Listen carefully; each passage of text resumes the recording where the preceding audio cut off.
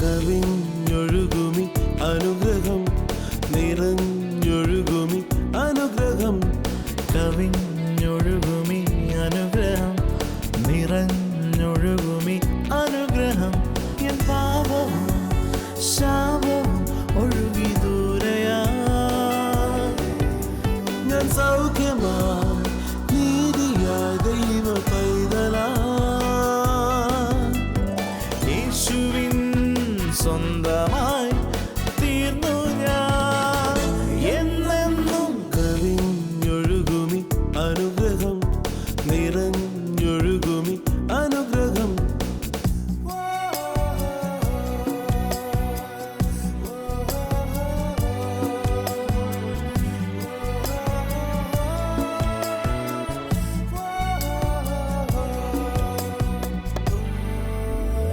പാടുമെൻ്റെ നാഥനായി കവിഞ്ഞൊഴുകുന്ന അനുഗ്രഹത്തിലേക്ക് ഒരിക്കൽ കൂടെ സ്വാഗതം.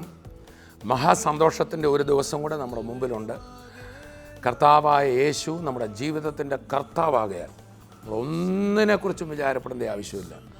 കാരണം നമ്മളല്ലല്ലോ നമ്മുടെ ജീവിതത്തെ നിയന്ത്രിക്കുന്നത്, കർത്താവാണ്. ഒരു വ്യക്തി കർത്താവായ യേശു ക്രിസ്തുവിൽ വിശ്വസിക്കുമ്പോൾ എല്ലാം ഈ കർത്താവിലേക്ക് വരുന്നവർ പലരും അവരുടെ ജീവിതത്തിലെല്ലാം ചെയ്ത് പരാജയപ്പെട്ട് ചിലപ്പോൾ കടമായിരിക്കും, അത് വീട്ടാൻ പറ്റുന്നില്ല, രോഗമായിരിക്കും, ചിലപ്പോൾ ഡോക്ടർമാർ കൈവിട്ടു, എല്ലാവരും കൈവിട്ട് ആരുമില്ലാതാവുമ്പോഴാണ് പലരും കർത്താവായ യേശുവിൽ വിശ്വസിക്കുമ്പോൾ അവർക്ക് പിന്നെ ഒന്നും എനിക്ക് എന്നാ ചെയ്യാൻ പറ്റുമെന്നുള്ള ലെവലൊക്കെ കഴിഞ്ഞു, കർത്താവ് എനിക്ക് വേണ്ടി ചെയ്യുമെന്നും പറഞ്ഞ് അങ്ങോട്ട് വരികയും അപ്പോൾ വലിയ അത്ഭുതങ്ങൾ നടക്കുകയും പിന്നെ അവരുടെ മനസ്സിൽ കർത്താവ് എനിക്ക് വേണ്ടി ചെയ്യും, കർത്താവ് എനിക്ക് വേണ്ടി ചെയ്യുമെന്ന്.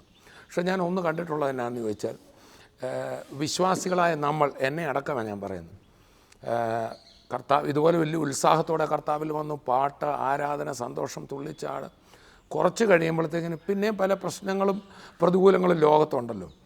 അത് വരുമ്പോൾ നമ്മുടെ ഉത്സാഹമൊക്കെ കുറയുമ്പോൾ കർത്താവിലേക്ക് നോക്കുന്ന മാറിയിട്ട് പിന്നെയും നോക്കിയിട്ട് പറയോ ഞാൻ എന്നാ ചെയ്യുമെന്ന് പറയാൻ തുടങ്ങും. പ്രിയപ്പെട്ടവരെ, സാത്താൻ എപ്പോഴും ചെയ്യുന്ന അത് തന്നെയാണ്, നമ്മളിലേക്ക് നോക്കിക്കും. എന്നാൽ വിശ്വാസമെന്ന് പറയുന്നത് കർത്താവിലേക്ക് നോക്കുന്ന. അതുകൊണ്ടാണ് പത്രോസ് യേശുവിൻ്റെ വാക്ക് കേട്ട് വെള്ളത്തിൻ്റെ മുകളിൽ കൂടെ നടക്കുകയാണ്. തിരമാലകളാണ്, കൊടുങ്കാറ്റ്, പക്ഷേ അതിൻ്റെ മുകളിൽ കൂടെ നടക്കുന്നത്. കുറച്ച് കഴിഞ്ഞപ്പോൾ വീണ്ടും കാറ്റും തിരമാലയും വന്ന് പൊങ്ങിയപ്പോൾ പത്രോസ് ചിന്തിക്കുകയോ ഞാൻ എന്നാ ചെയ്യുമെന്ന്. പക്ഷെ അതുവരെ യേശുവിൻ്റെ മുഖത്ത് നോക്കി ഉത്സാഹത്തോടെ നടന്ന എന്നെ കേൾക്കുന്ന കർത്താവിനെ അറിഞ്ഞവരോട് ഞാൻ ചോദിക്കട്ടെ, പലപ്പോഴും നമുക്കും അങ്ങനെ സംഭവിക്കുന്നില്ലേ? എങ്ങോട്ടാണ് ഈ വെള്ളത്തിൽ കാലെടുത്ത് വെച്ചാൽ മുങ്ങിപ്പോവോ, ഇതൊന്നും നമ്മൾ നോക്കിയില്ല.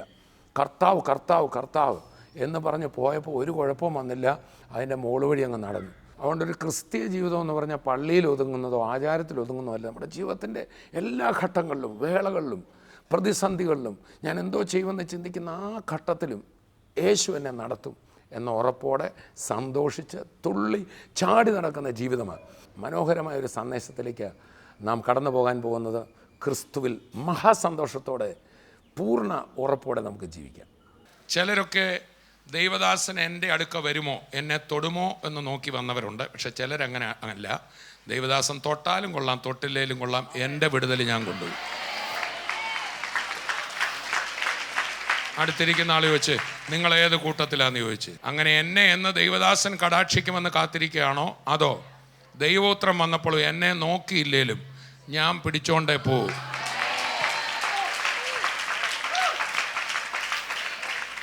അങ്ങനത്തെ ചില സൈസുകളും എവിടെ ഉണ്ടായിരുന്നു, സുവിശേഷങ്ങളിൽ നമ്മൾ വായിക്കുന്നുണ്ട്.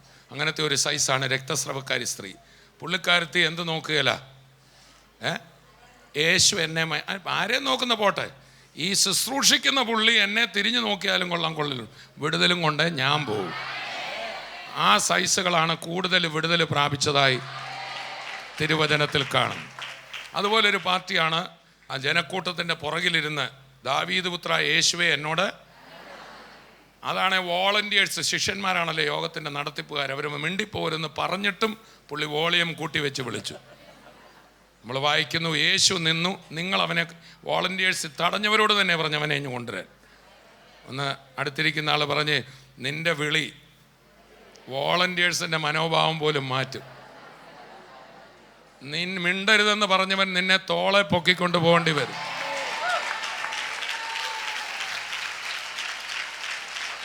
പുള്ളിക്ക് വോളണ്ടിയേഴ്സിനോടും പരാതിയില്ല. നിങ്ങൾ ആരുടാവേ, നിങ്ങളെ ആരെ അവിടെ കാറ് നിയന്ത്രിക്കാൻ നിർത്തിയിരിക്കുന്നത്? ഞാൻ യേശുവിൻ്റെ ആളാ, ഇതൊന്നും അവൻ പറയുന്നില്ല. അവൻ ഒറ്റ വിളിയോ വിളി. കൈ കൊടുത്ത് പറഞ്ഞ എല്ലാവരോടൊക്കെ വഴക്കുണ്ടാക്കാതെ വിളിയോ വിളി വിളിക്കാൻ പറ. അവൻ വിളിയോ വിളി. എന്തോ വിളിക്കുന്ന? യേശുവേ. അപ്പം ഈ ശിഷ്യന്മാരോടും മിണ്ടാതിരിക്കാനല്ലേ പറഞ്ഞു. നീ ആരുടാവേ എന്ന് ചോദിക്കാൻ പുള്ളിക്ക് ടൈമില്ല. കൈ കൊടുത്ത് പറഞ്ഞ അതാ പ്രോബ്ലം, അതിന് പോകുന്നതാ പ്രശ്നം. ആ സമയവും കൂടെ കൂട്ടി എന്തോ വിളിച്ചോണം, യേശുവേ. ഒന്ന് രണ്ട് പേരോട് പറഞ്ഞ് ഞങ്ങളോട് വഴക്കുണ്ടാക്കാതെ യേശുവേ എന്ന് വിളിക്കാൻ പറ. തങ്കു ബ്രദറിനോടും തോമസ് കുട്ടി ബ്രദറിനോടും ഒക്കെ വഴക്കുണ്ടാക്കാതെ യേശുവേ എന്ന് വിളിക്കാൻ പറ. നീ വിളിച്ചാൽ അവൻ നിൽക്കും. Price the Lord. അതുപോലെ എനിക്ക് വലിയ ഇഷ്ടമുള്ള ഒരു സഹോദരിയുണ്ട്. പുള്ളിക്കാരത്തി സുറോഫോനിഷ്യ ജാതിയിൽപ്പെട്ട സ്ത്രീയാണ്. ശിഷ്യന്മാർ തടഞ്ഞത് പോട്ടെ, യേശു തന്നെ ഇവളെ ഓടിച്ചു വിടാമെന്നാണ് നമുക്ക് തോന്നിപ്പോവും. എൻ്റെ കൊച്ചിന് അസുഖമായിട്ട് കിടക്കുക, ഒന്ന് സൗഖ്യമാക്കണേ. യഹൂദന്മാരുടെ മാത്രമാണ് കർത്താവ് പ്രവർത്തിച്ചു. കർത്താവ് പറഞ്ഞു, മക്കളുടെ അപ്പം നായ്ക്കുട്ടികൾക്ക് കൊടുക്കത്തില്ല. ഞാൻ ചോദിക്കട്ടെ, യോഗം നടത്തുന്നയാൾ അങ്ങനെ പറഞ്ഞാൽ പിന്നെ നിങ്ങൾ ആ മീറ്റിങ്ങിന് പോകുമോ ചോദിച്ചു. അടുത്തിരിക്കുന്ന ആൾ ചോദിച്ചു, നിങ്ങളുടെ ഈഗോ പൊങ്ങുകയല്ലേന്ന് ചോദിച്ച്. കൈ കൊടുത്ത് പറ, നിങ്ങളുടെ ഈഗോയാണ് നിങ്ങളെ നശിപ്പിച്ചുകൊണ്ടിരിക്കുന്നതെന്ന് പറഞ്ഞു. ആ എല്ലാവരുടെയും കയ്യെ പിടിച്ചിട്ട് പറഞ്ഞു, നിങ്ങളുടെ വിചാരം ഞങ്ങളൊക്കെയാണ് നിങ്ങൾക്ക് പാര എന്നാ? അല്ല, നിങ്ങളുടെ ഈഗോയാണ് നിങ്ങളുടെ ഏറ്റവും വലിയ പാര. പറഞ്ഞാട്ട് നിങ്ങളെല്ലാം കൂടെ വന്ന് എൻ്റെ കയ്യെ പിടിച്ച് എന്നോടും പറഞ്ഞു കേട്ടോ, ഒരു വിരോധവും ഇല്ല. എൻ്റെ കാര്യവും അങ്ങനെ തന്നെയാണ്. നമ്മുടെ എല്ലാം തകർച്ചയ്ക്ക് കാരണം നമ്മുടെ ഈഗോയാണ്. പക്ഷേ ഈ സ്ത്രീയുടെ ഈഗോ പൊങ്ങിയില്ല. അവൾ എന്ത് പറഞ്ഞു? അതിനകത്തുനിന്ന് ഞാനൊരു കാര്യം, കർത്താവിൻ്റെ വായിൽ നിന്ന് വീണ് കിട്ടുന്നതിനകത്തൊരു അനുഗ്രഹമുണ്ട്. നിങ്ങളുടെ ഉള്ളിലും നിങ്ങളുടെ അധരത്തിലുമാണ് വിടുതലിരിക്കുന്നത്.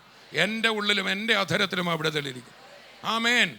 അതുകൊണ്ടാണല്ലോ ആ കുളക്കടവിൽ കിടന്ന മുടന്തനോട് കരുണ തോന്നി യേശു ചെന്ന്. അങ്ങനെ ഒത്തിരി പേരുടെ കർത്താവ് ചെന്നിട്ടില്ല. അവനെങ്ങനെ കിടക്കുന്നെന്നറിഞ്ഞ് മനസ്സലിഞ്ഞു ചെന്നു. അന്നേരം അദ്ദേഹം മറ്റുള്ളവരുടെയും തൻ്റെയും കുഴപ്പങ്ങൾ പറഞ്ഞുകൊണ്ടിരിക്കുക. എനിക്ക് ഇറങ്ങാൻ കഴിവില്ല, ആരും എന്നെ സഹായിക്കുന്നില്ല. ഈ മനുഷ്യൻ ഗതി പിടിക്കാത്ത ഈ രണ്ട് കാര്യം കൊണ്ടാണ്. കവിടുത്ത് പറഞ്ഞ ഗതി പിടിക്കാത്ത രണ്ട് കാര്യം. ഒന്ന്, എനിക്ക് കഴിവുമില്ല, പറഞ്ഞേ, എന്നെ സഹായിക്കാൻ ആരുമില്ല. നിങ്ങൾ മൊത്തത്തിലൊന്ന് ശോധന ചെയ്ത് നോക്കിയോ, ഇത് രണ്ടുമാണ് മനുഷ്യൻ്റെ ബേസിക് പ്രോബ്ലം അല്ലേ? എനിക്ക് അതിനൊന്നും പറയാൻ ആളില്ല, എനിക്ക് പൈസ ഇല്ല, എനിക്ക് പഠിക്കാൻ കഴിവില്ല. പക്ഷെ ഇതൊക്കെ യേശു വരുന്നവരെ മാത്രമേ ഉള്ളൂ. ഇനി പറയാനൊക്കത്തത് ഞാൻ വന്നു, വേർഡ് വന്നു. ആരെയും കുറ്റം പറയണ്ട, നിന്റെ കഴിവുകേടും പറയണ്ട, മറ്റുള്ളവർ സഹായിക്കുന്നില്ലെന്നും പറയണ്ട.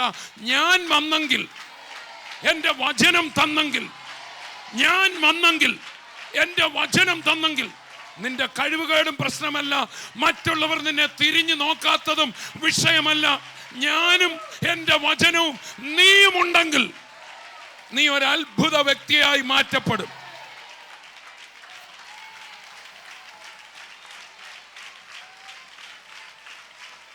ഒന്ന് പറഞ്ഞേ, കർത്താവേ ഞാനും. ഒന്ന് പറഞ്ഞേ, കർത്താവേ ഞാനും.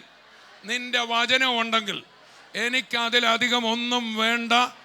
ജയം നിശ്ചയം, ഉയർച്ച നിശ്ചയം, വിടുതൽ നിശ്ചയം, അനുഗ്രഹം നിശ്ചയം. ചേർന്ന് കർത്താവിനെ സ്തുതിക്കാം. ആമേൻ. Praise the Lord. സ്തോത്രം. അപ്പോൾ ഈ സുറോഫോനിഷ്യ ജാതിയിൽപ്പെട്ട സ്ത്രീ പറയുകയാണ്, കർത്താവെ, ഉടയവരുടെ മേശയിൽ നിന്ന് വീഴുന്ന നുറുക്കുകൾ നായ്ക്കുട്ടികൾ കഴിക്കുന്നുണ്ടല്ലോ. പറഞ്ഞ് യേശുവിൻ്റെ വായിൽ നിന്നൊരു വഴക്ക് പോലെ വീണാലും അതിനകത്തൊരു വിടുതൽ ഇരിപ്പുണ്ട്. ഞാൻ പറഞ്ഞ ദൈവദാസന്മാരാണേലും വല്ലതും പറഞ്ഞാലും അതിനെ എതിരെ പറയരുത്. അതിനകത്ത് ഇവിടെ ഒരു അനുഗ്രഹം കിടപ്പുണ്ട്. ഒന്ന് കൈ കൊടുത്ത് പറഞ്ഞ ദൈവദാസൻ പറഞ്ഞ ആ വഴക്കിനകത്ത് ഒരു അനുഗ്രഹം കിടപ്പുണ്ട്. വഴക്ക് പിടിച്ചോടി പോകരുത്. അതിനെ നിങ്ങൾക്ക് അനുഗ്രഹമാക്കി എടുക്കാം. അങ്ങനെ കർത്താവിനെ വാക്കിൽ കൊടുക്കാൻ പലരും വന്നു. പക്ഷെ വാക്കിൽ പിടിച്ചൊരുത്തിയുള്ളത് ഈ സ്ത്രീ മാത്രമാണ്. ചേർന്നൊരു ഹല്ലേലൂയ പറഞ്ഞാട്ടെ. നമ്മളിങ്ങനെ വായിക്കുന്നു, യേശുവിനെ വാക്കി കുടുക്കി കുഴപ്പത്തിലാക്കാൻ കുറേ പേര് വന്ന് ആർക്കും കർത്താവിനെ കൊടുക്കാൻ പറ്റിയില്ല. പക്ഷേ യേശുവിനെ വാക്കി കൊടുക്കിയ ഒരു സ്ത്രീ ഉണ്ടെങ്കിൽ അതിവളാണ്. പിന്നെ യേശുവിനെ സ്നേഹം കൊണ്ട് കൊടുക്കിയ ഒരു സ്ത്രീ ഉണ്ട്. അത് യേശു ഉയർത്തെഴുന്നേറ്റ ആ ഞായറാഴ്ച രാവിലെ ഒരു സ്ത്രീ ചെന്നിട്ട്, സ്തോത്രം, അവനെ എവിടെ വെച്ചു, ഞാൻ എടുത്തുകൊണ്ട് പൊക്കോളാം എന്നൊക്കെ പറഞ്ഞപ്പോൾ കർത്താവിന് വീണ്ടെടുപ്പിനായിട്ട് സ്വർഗത്തിൽ പോകേണ്ടത് അതുപോലും പറ്റാതെ അവിടെ പിടിച്ചു നിർത്തിക്കളഞ്ഞു. അവളോട് പറയുന്നുണ്ട്, ഞാൻ പോകട്ടെ, എന്താ എന്നെ വിട്, ഞാൻ പോട്ടെന്നാ. അതിനർത്ഥം അവളിങ്ങനെ വട്ടം പിടിച്ചിരിക്കാന്നല്ല, അവളുടെ ആ വിശ്വാസം കൊണ്ട്, അവളുടെ ആ സ്നേഹം കൊണ്ട്, അവളുടെ കർത്താവിനോടുള്ള മനോഭാവം കൊണ്ട്. ആരാണ്ടൊക്കെ നിന്നെ വിട്ടു പോയെന്നാണോ വിചാരം? എന്നാൽ നീ ഒന്ന് സ്നേഹിച്ച് നോക്കിക്കേ, നിന്റെ പിടിക്കകത്തവൻ നിൽക്കും. പഴയ നിയമകാലത്തുണ്ട്, ഇസ്രായേൽ യാക്കോബ് പ്രാർത്ഥനയിൽ ഒരു രാത്രി മുഴുവൻ ദൈവദൂതനോട് മല്ല് പിടിച്ചെന്നു. ഒടുവിൽ ദൈവദൂതൻ തോറ്റുപോയി. കൈവിടുത്ത് പറഞ്ഞ ദൈവം തോക്കുന്ന ഏക രംഗം നിന്റെ സ്നേഹമാണെന്ന് പറഞ്ഞാട്ടെ.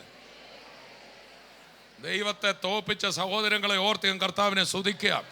ദൈവത്തെ പിടിച്ചു നിർത്തുന്ന വിശ്വാസക്കാരെ ഓർത്തിയും കർത്താവിനെ സ്തുതിക്കുകയാണ്. ദൈവത്തെ നിന്റെ വീടിനകത്ത് നിന്ന് വിടരുത്. കൈ കൊടുത്ത് പറഞ്ഞ് വിടരുത്. അകത്ത് കിട്ടിയതാ, വാതിലടച്ച് അകത്തിട്ടോണം. ദൈവത്തെ വീട്ടിൽ നിന്ന് വിടരുത്. ദൈവത്തെ നിന്റെ ബിസിനസ്സിൽ നിന്ന് വിടരുത്. ദൈവത്തെ നിന്റെ പരീക്ഷയിൽ നിന്ന് വിടരുത്. ദൈവത്തെ നിന്റെ പഠിത്തത്തിൽ നിന്ന് വിടരുത്. കർത്താവിന് വേണേ ഈ സ്ത്രീയുടെ കയ്യിൽ നിന്ന് പോകാൻ വല്ല ബുദ്ധിമുട്ടുണ്ടോ? കർത്താവിനെ അങ്ങനെ പിടിക്കാൻ ആർക്കെങ്കിലും ഒക്കുവോ? ഇല്ല. നിങ്ങളുടെ കൊച്ചു കുഞ്ഞുങ്ങൾ നിങ്ങൾ എവിടെയെങ്കിലും പോകാൻ തുടങ്ങുമ്പോൾ പപ്പായെ ഞാൻ വിടത്തില്ലെന്നും പറഞ്ഞ് കരഞ്ഞുകൊണ്ട് പിടിച്ചാൽ നമുക്ക് പോകാൻ പറ്റുമോ? ഒന്ന് തട്ടിയിട്ട് പോകാനില്ല ഉള്ളോ? അതാ അങ്ങനെ പിടിക്കാൻ പറ്റും. ഒന്ന് പറഞ്ഞ് നിങ്ങൾക്ക് പിടിക്കാൻ പറ്റും. ദൈവത്തെ നിങ്ങൾക്ക് പിടിക്കാൻ പറ്റും. നിങ്ങളുടെ പിടിയിൽ നിൽക്കും. ദൈവം നിങ്ങളുടെ പിടിയിൽ ഒതുങ്ങും. ദൈവം നിങ്ങളുടെ പിടിയിൽ ഒതുങ്ങും. നിങ്ങളുടെ വീട്ടിലിരിക്കും, നിങ്ങളുടെ കുടുംബജീവിതത്തിലിരിക്കും, നിങ്ങളുടെ ബിസിനസ്സിലിരിക്കും, നിങ്ങളുടെ വിദ്യാഭ്യാസത്തിൽ ദൈവം ഇരിക്കും. സ്തോത്രം. ആമേൻ. അവൾ എന്ത് ചെയ്തു? യേശുവിനെ വാക്കുകൊണ്ട് പിടിച്ചു. ഉടയവരുടെ മേശയിൽ നിന്ന് വീഴുന്ന നുറുക്കുകൾ ഭക്ഷിച്ച നായ്ക്കുട്ടികൾ ജീവിക്കുന്നു. നമ്മൾ വായിക്കുന്ന ജനക്കൂട്ടത്തിനിടയിൽ ഇങ്ങനെ കർത്താവ് ഇങ്ങനെ നടന്നു പോവുക. കർത്താവ് അവിടെ നിന്നു. അത് നിർത്താവുന്നേ, കർത്താവിനെ നിർത്താവുന്നേ. കർത്താവ് പോകുമൊന്നും അല്ല, ചുമ്മാ ആക്ട് ചെയ്യുക. കർത്താവിനെ ആക്ട് പലയിടത്തും കാണിച്ചിട്ടുണ്ട് അല്ലേ? ഉയർത്തെഴുന്നേറ്റ കർത്താവ് ആക്ട് ചെയ്തു. ആ വഴിയിൽ നടന്ന രണ്ടുപേര് യേശുവിനെ കുറിച്ചാണ് സംസാരിക്കുന്നത്. രണ്ട് ശിഷ്യന്മാർ സ്വരം നന്നപ്പോൾ പാട്ട് നിർത്തിയേക്കാമെന്ന് പറഞ്ഞ് യെരുശലേം വിട്ട് പോവുക. ഇനി ഇവിടെ നിന്നാ കുഴപ്പമാ, യേശുവിനെ ക്രൂശിച്ചവർ നമ്മളെയും പിടിച്ചാലോ? എടാ ക്ലയോപ്പാവെ വിട്ടുപോയേക്കാം. ഇപ്പോഴത്തെ വാക്കാണല്ലോ, വിട്ടുപോയേക്കാം. അങ്ങനെ വിട്ടുപോയേക്കാം എന്ന് പറഞ്ഞ് രണ്ടുപേരും കൂടെ എന്ത് ചെയ്യാണ്? യെരുശലേമിൽ നിന്ന് എമ്മൗസിലേക്ക് കയ്യിൽ അടുത്തിരിക്കുന്ന ആൾ ഞാൻ പ്ലാനൊക്കെ കർത്താവിന് അറിയാമെന്ന് പറഞ്ഞു. അവൻ പിടിച്ചതാണേ, മോനെ നീ പോകാൻ പോകുന്നില്ലെന്ന് പറ. എങ്ങോട്ട് പോകാനാന്ന് ചോദിച്ചാൽ, നീ പോയാലും നീ പോയിടത്ത് അവനുണ്ടായിരിക്കും. എനിക്കൊന്ന് ആരാണ്ടൊക്കെ ചെറിയ പിന്മാറ്റത്തിൻ്റെ പ്ലാനുമായിട്ടൊന്ന് വന്നിട്ടുണ്ട്. പൊന്ന് മോനെ, നീ പോകുന്നിടത്ത് അവനുണ്ടായിരിക്കും. നീ പോകുന്ന റോഡിൽ അവനുണ്ടായിരിക്കും. അതാണ് ആ പത്രോസ് കർത്താവിൻ്റെ കൂട്ടം വിട്ട് കർത്താവിനെ കളിയാക്കുന്നവരുടെ കൂട്ടത്തിൽ പോയിരുന്നു തീ കാഞ്ഞു. പക്ഷെ എന്തോ ചെയ്യാൻ, അവിടെ ഇരിക്കുന്നവർ പറയാം, ഇവൻ കളിയാക്കുന്നുണ്ടെങ്കിലും ഇവൻ്റെ കളിയാക്ക് കേൾക്കുമ്പോൾ ഇവൻ്റെ ശബ്ദം കേട്ടിട്ട് അവൻ്റെ കൂടെ തന്നെ ഉള്ളവനാണെന്ന് തോന്നുന്നു. ഒന്ന് കൈ കൊടുത്ത് പറഞ്ഞ്, ഈ കൂട്ടം വിട്ട് എവിടെ പോയാലും അവർ പോലും നിന്നെ കൂട്ടുകാരെന്ന് പറയും. ഒന്ന് കൈ കൊടുത്ത് പറയാം, രക്ഷയില്ല മോനെ, ഈ പണിയല്ലാതെ നിനക്ക് പറഞ്ഞിട്ടില്ല. ഈ പണിയല്ലാതെ നിനക്ക് പറഞ്ഞിട്ടില്ല. വേറെങ്ങും നിനക്കൊക്കത്തില്ല. വേറെ ആരും നിന്നെ കൂട്ടത്തില്ല. വേറെങ്ങും നീ ചേരത്തില്ല. വേറെങ്ങും നീ ഒക്കത്തില്ല. വേറെങ്ങും നീ ഫിറ്റിംഗ് അല്ല. കർത്താവിന് ഈ ആക്ട് ഉണ്ട് കേട്ടോ. അത് ഈ പിന്മാറ്റത്തിലൊക്കെ പോകുന്നവരടുത്ത് ആക്ട് ചെയ്ത് ചെല്ലുന്നു. ഇവർ രണ്ടും കൂടെ പതുക്കെ വിട്ടു പോവുകയാണ്. പോകുമ്പോൾ കർത്താവ് വഴിയിൽ ചെന്നിട്ട് ഇവരുടെ വർത്തമാനമൊക്കെ കേൾക്കുക. ഇവർ പറയാണ്, ശോ എന്തോ ചെയ്യാനാ, അവൻ ഇസ്രായേലിനെ വീണ്ടെടുപ്പാനുള്ളവനാന്ന് നമ്മൾ ഓർത്തല്ലേ, മശിഹായാന്ന് ഓർത്ത് ഇപ്പോഴാണ് പിടി കിട്ടിയ അല്ലെന്ന് എന്നൊക്കെ പറഞ്ഞ് നെഗറ്റീവ് അടിച്ച് ഇവർ പോവുകയാണ്. പോകുമ്പോൾ കർത്താവ് വഴിയിൽ ഒരു വഴിയാത്രക്കാരനെ പോലെ ആക്ട് ചെയ്തു. എങ്ങനെ? അവിടെ തുറ, നീ അങ്ങനെ പോയാൽ അങ്ങനെ ആക്ട് ചെയ്ത് വരുമെന്ന് പറ. യേശു പറഞ്ഞ ആരുടെ കാര്യമാണ് നിങ്ങളീ പറയുന്നത്? അത് യേശു എന്ന് പറയുന്നയാളെ നിങ്ങൾക്ക് മാത്രം അറിയാൻ മേലെ? ഇസ്രായേലിലെ പരദേശികൾ നിനക്ക് മാത്രം അറിയാൻ മേലെ? ഈ ദിവസങ്ങൾ അവിടെ എന്തെല്ലാം സംഭവങ്ങളാണ് നടന്നത്, നീ മാത്രം ഒന്നും കേട്ടില്ലേ എന്ന് ചോദിച്ചു. ഏത്? ഇവരുടെ വാ കൊണ്ട് പറയിപ്പിക്കണം. ഈ വേണ്ടാത്ത നെഗറ്റീവ് പറഞ്ഞതെല്ലാം മാറ്റി വാ കൊണ്ട് പറയിപ്പിക്കുക. അതുകൊണ്ടാണ് പത്രോസ് ഇവനെ അറിയുന്നില്ല എന്ന് 3 തവണ പറഞ്ഞപ്പം 3 തവണ ചോദിച്ചു, നീ എന്നെ സ്നേഹിക്കുന്നുണ്ടോ? അവരുടെ കൂടെ കർത്താവ് നടന്നു അല്ലേ? അവരുടെ കൂടെ കർത്താവ് നടന്ന് കർത്താവിനെ എന്ത് ചെയ്തു? ബലപ്പെടുത്തി. അപ്പോൾ കർത്താവിനെ വിട്ട് നമുക്ക് പോകാനൊക്കത്തില്ല. കർത്താവ് നമ്മളെ വിട്ടും പോകത്തില്ല, നമുക്ക് കർത്താവിനെ വിട്ടും പോകാനൊക്കത്തില്ല. ആ ഒരു ബന്ധമാണ് കർത്താവ് തന്നത്. അതിനായിട്ട് നമുക്ക് കർത്താവിനെ സ്തുതിക്കാം. നമ്മളിപ്പോൾ സഭയെ വന്നു, ഇപ്പം ഇതിലെങ്ങും അല്ലാതെ നടക്കുന്നവരില്ലേ, നമ്മുടെ വിചാരം അവർക്കിപ്പോൾ ഇതിനെക്കുറിച്ച് ഒരു അവരാ നമ്മളെ കൂടുതൽ ആത്മീയം ചിന്തിച്ചുകൊണ്ടിരിക്കും. യാതൊരു സ്വസ്ഥതയില്ല. ആരാധനയ്ക്ക് വന്നുകൊണ്ടിരുന്ന ഇപ്പം കള്ളും കുടിച്ച് നടക്കുകയാണെങ്കിൽ നമ്മളോർക്ക് അവനൊരു ആത്മീയതയില്ലെന്ന്. അവൻ്റെ നെഞ്ചിങ്ങനെ നമ്മൾ ഈ ഡ്രമ്മിനിട്ട് അടിക്കുന്നവൻ്റെ ഹൃദയത്തിലാണ് പെരുമ്പറ പോലെ അടിക്കുക. ഒരു സമാധാനവും കിട്ടത്തില്ല. എൻ്റെ പിതാവ് കുറച്ച് നാളെ പിന്മാറ്റാവസ്ഥയിൽ പോയത്. അദ്ദേഹത്തിനോട് പറഞ്ഞു, എൻ്റെ പൊന്നെ ഭയങ്കര പ്രയാസമാണ്, സ്തോത്രം, കർത്താവ് വിടത്തില്ല, സ്നേഹിച്ചതാണ്, ആ സ്നേഹത്തിൻ്റെ പിടിയിൽ നിനക്ക് പോകാൻ ഒരിക്കലും ഒക്കത്തില്ല. ഈ നല്ല കർത്താവിന് നന്ദി പറഞ്ഞാട്ടെ. സമയം കളയാതെ നമുക്ക് കർത്താവിൽ മുന്നമേ ചൊവ്വേ പോകാം. Praise the Lord. അങ്ങനെ ഈ കർത്താവിൻ്റെ ശുശ്രൂഷയിൽ കർത്താവിനെ വിടുതലിനായി കാത്തിരുന്നില്ല, മറിച്ച് കർത്താവിൻ്റെ വിടുതൽ പിടിച്ചെടുത്തു. ഒത്തിരി പേരുണ്ട് കർത്താവിൻ്റെ വിടുതൽ പിടിച്ചെടുത്തു. Praise the Lord. പ്രൈസ്. സുറഫോനിഷിക്ക ജാതിയിൽപ്പെട്ട സ്ത്രീ, അവള് മക്കളുടെ അപ്പം നായ്ക്കുട്ടികൾക്കും അവിടെ അവകാശമല്ലേ എന്ന് ചോദിച്ചപ്പോൾ ഇസ്രായേലിൽ പോലും ഇത്രയും വലിയ വിശ്വാസം കണ്ടു. നിന്റെ മകൾ സൗഖ്യമായിരിക്കുന്നു. ആമേൻ. രക്തസ്രവക്കാരി സ്ത്രീ അങ്ങനെ ആയിരുന്നു. അവൾ ആരെയും കാത്തിരിക്കത്തൊന്നും ഇല്ല. അവൾ പോയി യേശുവിൻ്റെ വസ്ത്രത്തിൻ്റെ തൊങ്ങൽ തൊട്ടു, സൗഖ്യമായി അവൾ വീട്ടിൽ പോയി. അന്ന് 10,000-കണക്കിന് പേര് യേശുവിനെ മുട്ടിക്കൊണ്ടിരുന്നു. എന്നാൽ ഒരാളെ തൊട്ടുള്ളൂ. മുട്ടുകയല്ല, തൊടുകയാണ് വേണ്ടതെന്നൊന്ന് പറയുമോ? ഞായറാഴ്ച അല്ലേ ആരാധനയ്ക്ക് പോകണ്ടേ? അറിയാതെ നമുക്ക് ഈ ഞായറാഴ്ച ഒരു ശബത്തായിട്ട് മാറുവേ. നമുക്കൊരു പരിചയത്തിൽ നമ്മൾ വരും. ഞായറാഴ്ച രാവിലെ ആരാധനയ്ക്ക് പകരം വേറെ വല്ലതും ചെയ്തൊരു പ്രത്യേക കുറ്റബോധം വരും. അതൊരു ശബത്തിൽ നിന്ന് വരുന്ന. 1-2 പേരുടെ നമുക്ക് ശബത്തില്ല, ശബത്ത് അനുഭവം ഉള്ളെന്ന് പറഞ്ഞു. നമുക്ക് ശബത്ത് അനുഭവമാണ്. ക്രിസ്തുവിലുള്ള സ്വസ്ഥത, പാപമോചനത്തിൻ്റെ ഉറപ്പ്. അതൊരു ഞായറാഴ്ച മാത്രം വ്യാപരിക്കുന്നല്ല. 24/7 365 days ഇവിടെ തുടങ്ങുന്നത് നിത്യത വരെ അവസാനിക്കാത്തതുമായ ദിവ്യ സമാധാനം. അതാണ് ശബത്ത് അനുഭവം. ചേർന്ന് കർത്താവിനെ സ്തുതിക്കാം. അതാണ് എബ്രായ ലേഖനം പറയുന്നത്. 7-ാം നാൾ ശബത്തായി, പക്ഷെ അന്നവർക്ക് സ്വസ്ഥത കിട്ടിയില്ല. കനാൻ നാട് അവരുടെ ശബത്തായിരിക്കുമെന്ന് അവർ വിചാരിച്ചു. അവർക്ക് കിട്ടിയില്ല. കനാൻ നാട്ടിലും അവർക്ക് സ്വസ്ഥത കിട്ടിയില്ല. നമ്മളുമൊക്കെ ഇതുപോലെ സ്വസ്ഥത കാത്തിരിക്കുക. കൊച്ചുങ്ങളെ കെട്ടിച്ചിട്ട് വേണം സ്വസ്ഥത അനുഭവിക്കാൻ. എൻ്റെ പൊന്ന് സഹോദര, തെറ്റിപ്പോകല്ലേ. അന്നേരം ഒന്നും അല്ല സ്വസ്ഥത. 24 മണിക്കൂറും 365 ദിവസവും ജയിലിനകത്ത് പിടിച്ചിട്ടാലും തകരുന്ന കപ്പലെ പോയാലും ഉള്ളിൻ്റെ ഉള്ളിൽ പരിശുദ്ധാത്മാവിനാൽ അനുഭവിക്കുന്ന അത് വിടുതൽ കിട്ടിക്കഴിഞ്ഞ് അനുഭവിക്കുന്ന അല്ല. അത് പരിശുദ്ധാത്മാവിനാൽ പ്രശ്നങ്ങളിൽ കൂടെ കടന്നു പോകുമ്പോൾ പോലും ഉള്ളിൽ അനുഭവിക്കുന്ന നിത്യ സന്തോഷമാ. കരമടിച്ച് നമുക്ക് കർത്താവിനെ സ്തുതിക്കാം. ചേർന്നൊരു ഹല്ലേലൂയ പറഞ്ഞാട്ടെ. ആമേൻ, ആമേൻ. അത് നമ്മൾ എപ്പോഴും അനുഭവിച്ചോണം. അത് വിശ്വാസത്താൽ കിട്ടുന്ന. കർത്താവിനെ വിശ്വസിച്ച് കഴിയുമ്പോൾ നമ്മുടെ ഭാരമൊക്കെ അതത് സമയത്ത് കർത്താവിൽ അർപ്പിച്ച് കഴിയുമ്പോൾ സകല ബുദ്ധിയെയും കവിയുന്ന ദൈവസമാധാനം. നമുക്ക് ഭാരങ്ങൾ വരും, പ്രശ്നങ്ങൾ വരും. നാളത്തേക്ക് വെച്ചേക്കരുത്. ഇന്നേ പ്രാർത്ഥിച്ച് കർത്താവിൻ്റെ കയ്യിൽ കൊടുക്കണം. ഭാരം 2 രീതിയിലാണ്. ഒന്ന് നമ്മുടെ വിഷയങ്ങളെക്കുറിച്ചുള്ള ഭാരം. 1-2 പേരോട് പറഞ്ഞാൽ അതിൻ്റെ പേര് ഭാരം എന്ന് തന്നെയാണെന്ന് പറഞ്ഞു. ഭാരം എന്ന് പറഞ്ഞാൽ വെയിറ്റ്. ഭാരം 2 രീതിയിലുണ്ട്. ഒന്ന്, എൻ്റെ പ്രശ്നങ്ങളെക്കുറിച്ച് കർത്താവ് എന്നെ നടത്തുമെന്ന് പൂർണ്ണ വിശ്വാസം എനിക്കില്ലാത്തപ്പോൾ അതൊരു ഭാരമായി കല്ലായിട്ട് എൻ്റെ അകത്തിരിക്കും. അതിന് ശാസനയല്ല ആവശ്യം. അതിന് ആരും തലേക്ക വെച്ച് പ്രാർത്ഥിക്കലല്ല ആവശ്യം. ഞാൻ കർത്താവിൻ്റെ കൈ വിട്ടുകൊടുക്കലാണ് ആവശ്യം.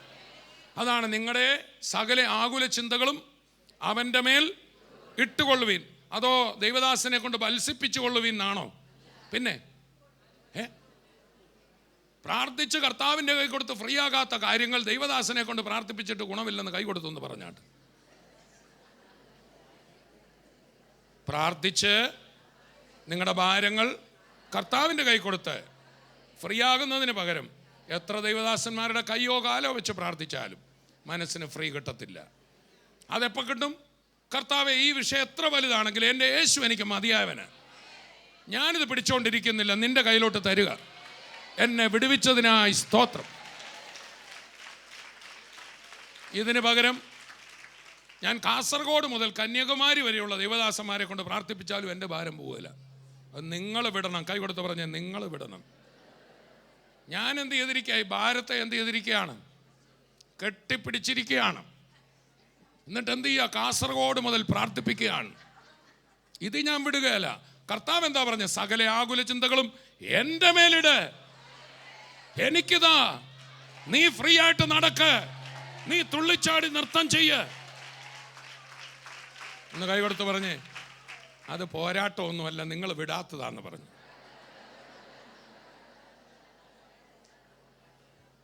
രണ്ടാമത്തെ ഭാരം മറ്റുള്ളവരോടുള്ള ഭാരം. എന്താണ്? ഒന്ന്, എൻ്റെ വിഷയങ്ങളിൽ നടക്കാത്തതിലുള്ള ഭാരം. രണ്ടെന്താണ്? അതാണ് സൂര്യൻ അസ്തമിക്കുവോളം ഞങ്ങളെ മുഴുവൻ നന്നാക്കിയിട്ട് നിങ്ങൾ സമാധാനമായി ജീവിക്കാമെന്ന് ഒരിക്കലും ചിന്തിക്കേണ്ടെന്ന് പറഞ്ഞു. നടക്കുവോ? നമ്മുടെ വീട്ടിലുള്ളവരെ, നമ്മുടെ സഭയിലുള്ളവരെ, നമ്മുടെ ഓഫീസിലുള്ളവരെ എല്ലാം മാനസാന്തരപ്പെടുത്തിയിട്ട് സ്വസ്ഥമായിട്ട് ജീവിക്കാൻ പറ്റുമോ? പറ്റത്തില്ല. അതിനെന്തോ ചെയ്യണം? ഇന്നത്തെ സൂര്യൻ അസ്തമിക്കുന്നതിന് മുമ്പേ മുഖത്ത് നോക്കി പറ, ഇന്നത്തെ സൂര്യൻ. അതെങ്ങനാ? ഒരു 5-8 വർഷത്തെ സൂര്യൻ അസ്തമിച്ചിട്ട് വിടാത്തതെല്ലാം അകത്തിരിപ്പുണ്ട്. ഇന്നെങ്കിലും വിട് ബ്രദറെ എന്ന് പറ. ചിരിക്കണമെങ്കിൽ മതി. ഇന്ന് ആരാധന കഴിഞ്ഞ് ചിരിച്ചുകൊണ്ട് പോണേ മതി. 2 ഭാരം വിടണം. ഒന്ന്, അവരവരുടെ ഭാവി വിഷയങ്ങളെക്കുറിച്ചുള്ള ഭാരം. 2, മറ്റുള്ളവരെ കുറിച്ചുള്ള ഭാരം പൂർണ്ണമായി വിട്. ഇപ്പോൾ നമ്മൾ പ്രാർത്ഥിക്കുമ്പോൾ രോഗക്കെട്ടുകൾ പൊട്ടും. വർഷങ്ങളായി ബന്ധിച്ചിട്ടിരിക്കുന്ന ബന്ധനങ്ങൾ അഴിയും. യേശുക്രിസ്തു രോഗത്തെ ബന്ധനമെന്നാണ് പറഞ്ഞ്. എന്ന് പറഞ്ഞാൽ നമ്മളെ കർത്താവ് എന്തൊക്കെ വിശാലതയിൽ പോകാനാണ് ഉദ്ദേശിച്ചിരിക്കുന്നത്. പക്ഷേ ചില കാര്യങ്ങൾ ഒരു പശുവിനെ കയറിട്ട് ബന്ധിച്ച പോലെ ഒരു കുറ്റിക്ക് ചുറ്റും നമ്മുടെ ജീവിതം ആക്കുകയാണ്. ഒരു രോഗമായിരിക്കാം, മറ്റേതെങ്കിലും പ്രശ്നമായിരിക്കാം, കർത്താവ് തന്ന വിശാലതയിലേക്ക് പോകാൻ തടസ്സമായിരിക്കുന്നത്. ചിലർക്ക് മദ്യമാണ് ബന്ധനം, ചിലർക്ക് വേണ്ടാത്ത ചില ബന്ധങ്ങളാണ്. ആ ഒറ്റ കാര്യത്തിൽ വളരെ വിശാലപ്പെടേണ്ട, അനുഗ്രഹിക്കപ്പെടേണ്ട ജീവിതങ്ങൾ ബന്ധിക്കപ്പെട്ടിരിക്കുക. കർത്താവ് വന്ന ബന്ധനങ്ങളെ അഴിക്കാൻ ഇപ്പോൾ രോഗക്കെട്ട് പൊട്ടും. ആ ശരീരത്തിൽ രോഗമായിരിക്കുന്ന ഭാഗത്ത് നിങ്ങളുടെ തന്നെ കരം വെച്ചുകൊണ്ട് യേശുവിൻ്റെ നാമത്തിൽ കൽപ്പിക്കുമ്പോൾ വിടുതല.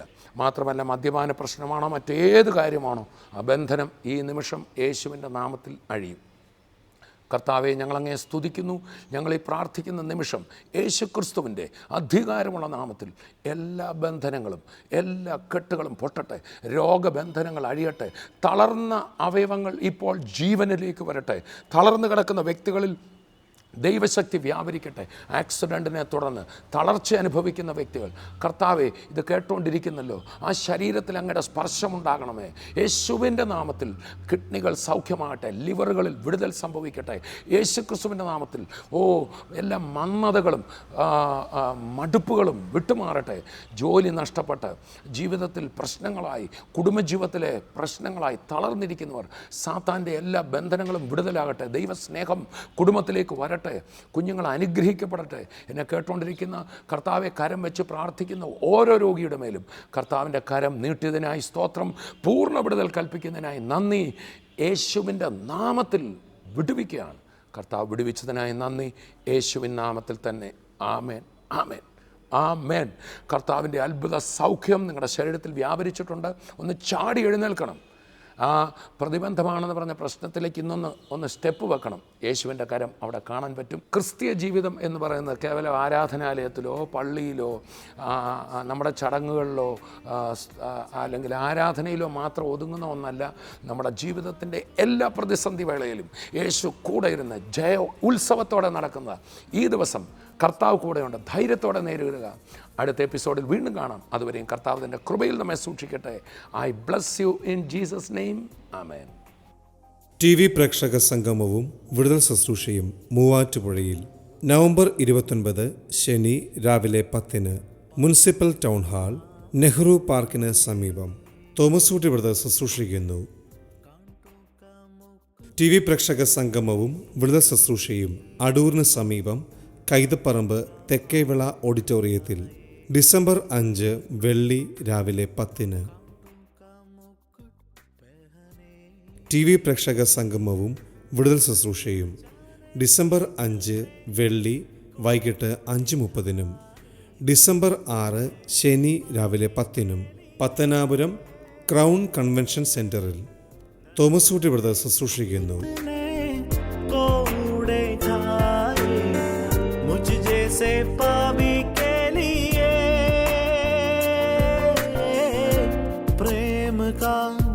सागर है तू,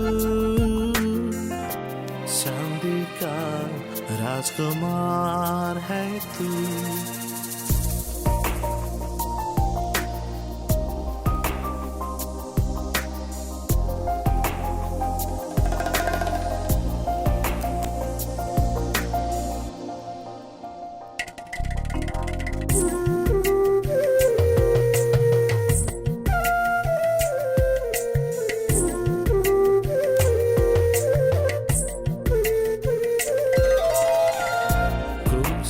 देखो आते हैं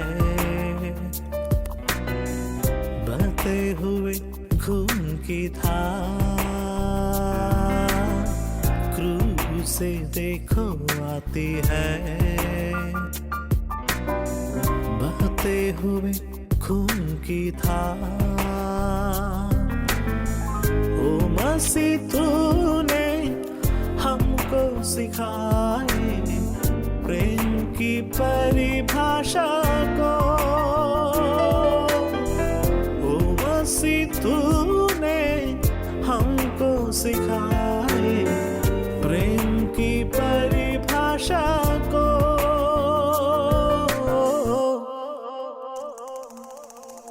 प्रेम का सागर है तू,